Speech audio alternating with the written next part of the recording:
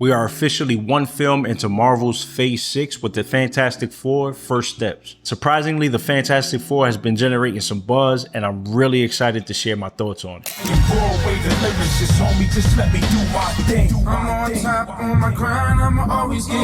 Director Matt Shakman, who's also directed the Marvel Disney Plus show WandaVision, promises to bring us a fresh take on Marvel's first family.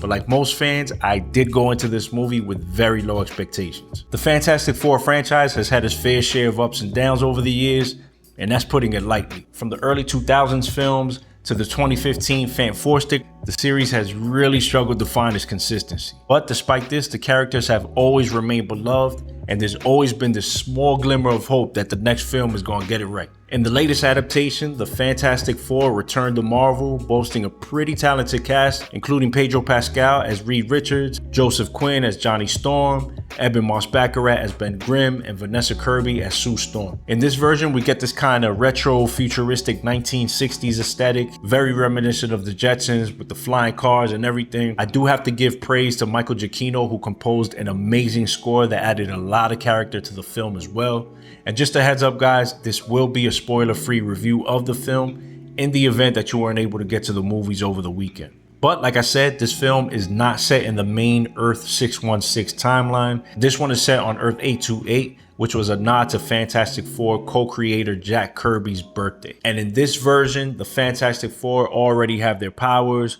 so no origin story in sight. It really kind of focuses on the family aspect of the team, which I really enjoyed because it actually gives you a reason to care about all the characters. The chemistry between the cast was definitely there, especially between Reed and Sue. Surprisingly, Pedro Pascal plays Reed as the calculating genius that he's known to be, but he plays him with this kind of sense of urgency and a little bit of anxiety, especially being that he's going to be a new father. Sue is definitely the heart of the team. She keeps everybody grounded, especially Reed, and she kind of recalibrates him whenever he starts to overthink things. Joseph Quinn's Johnny Storm was a pleasant surprise. He definitely was Johnny Storm like through and through. He was that kind of charming ladies man, but he was all about family. He wanted to be of service to his family, and he was always ready to spin the block for them. Eben Moss-Baccarat as the Thing. I'd say he probably had the least character development in the film. He kind of had this melancholic energy about him, but it wasn't really attributed to anything specific, like him being self-conscious about his transformation, like in the comics. His banter with Johnny wasn't really present in this film. They did tease each other here and there, but nothing like the Chris Evans and the Michael Chiklis versions of the same characters. Julia Garner as the Charlotte Ball version of Silver Surfer, I have to admit, was very cool.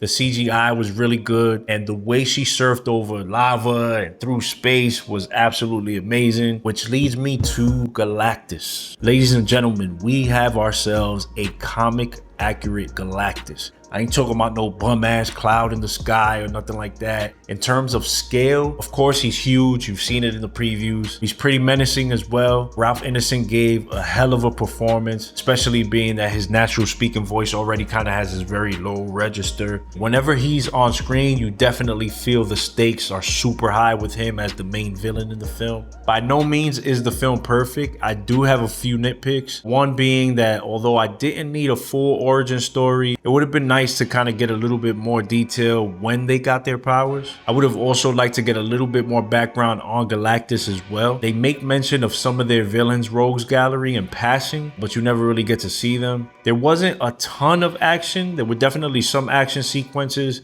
not a whole bunch of them, but the family dynamic among the main team, especially with Baby Franklin and the rest of the community, gave the film a lot of heart, so it kind of makes up for it. Matt Shakman actually gave us a good Fantastic Four film. The way that it explores the family dynamic and does so while also making this feel like a standalone Marvel film makes it very unique. Casual fans can go see this one without feeling lost, so the whole family can actually go see it together. For the first time in a long time, I gotta admit, I actually walked out of a Marvel film feeling pretty good. Like I said before, I went in with low expectations, but I was pleasantly surprised by how much I enjoyed it. The movie definitely exceeded my expectations. So ladies and gentlemen, if I had to rate this thing, I want to introduce my new rating system. Starting from the very bottom, we have it's trash. Next one up, we have it's alright. Following that, we have it's pretty good. And then we have it's dope. And finally, we have it's fire. I'm gonna give Marvel's Fantastic Four First Steps, and it's dope. I'd say it's a must-see for fans of the franchise and superhero enthusiasts in general. If this film has taught me anything,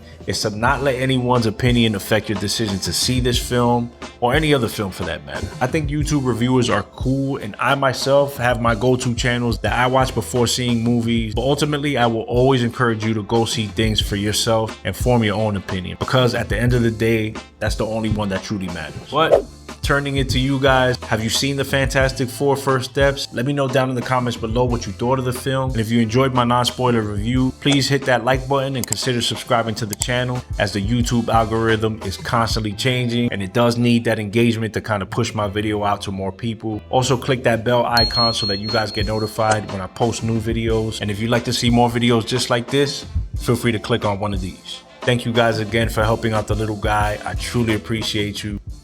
Peace.